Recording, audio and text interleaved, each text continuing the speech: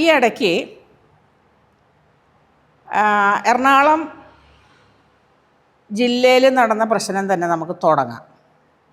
പക്ഷേ ടീച്ചർ തിരുവനന്തപുരത്തല്ലേ, തിരുവനന്തപുരത്ത് ജില്ലയിലെ കാര്യം പറഞ്ഞാൽ പോരെ. അങ്ങനെയല്ല, നമ്മൾ ഒരു കലാകാരി ആകുമ്പോൾ എല്ലാ ജില്ലകളിലും ഞങ്ങൾക്ക് അവിടെ ഇവിടെയൊക്കെ പിള്ളേരൊക്കെ ഉണ്ട്, ഇല്ല എന്ന് പറയാനൊന്നും പറ്റില്ല. അല്ലെങ്കിൽ ഞങ്ങൾ പഠിപ്പിച്ച ഞങ്ങളുടെ ശിഷ്യഗണങ്ങളുടെ കുട്ടികൾ അങ്ങനെ മാറിയും തിരിഞ്ഞൊക്കെ അവിടെ ഇവിടെയൊക്കെ വരാം. അപ്പോൾ അവിടെ നടന്ന പ്രശ്നം എന്ന് പറഞ്ഞാൽ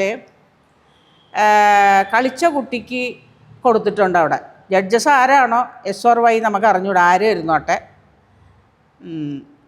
അപ്പോൾ അവിടെ ഒരു കുട്ടിക്ക് സമ്മാനം കിട്ടി, 1 2 ഒക്കെ കിട്ടിയെന്ന് കേൾക്കണു. ആ കിട്ടിക്കഴിഞ്ഞപ്പോഴത്തേക്കും പരാതികൾ സ്വാഭാവികമായിട്ടും എല്ലായിടത്തും ഉണ്ടാവും. അതുപോലെ അവിടെ ഉണ്ടായതിന് ശേഷം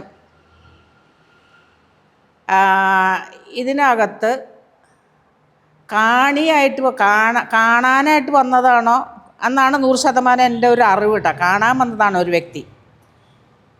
ഈ മത്സരം നടന്നതിനെക്കുറിച്ച് ഭയങ്കരമായിട്ട് എന്നെ അറിയിക്കുകയുണ്ടായി.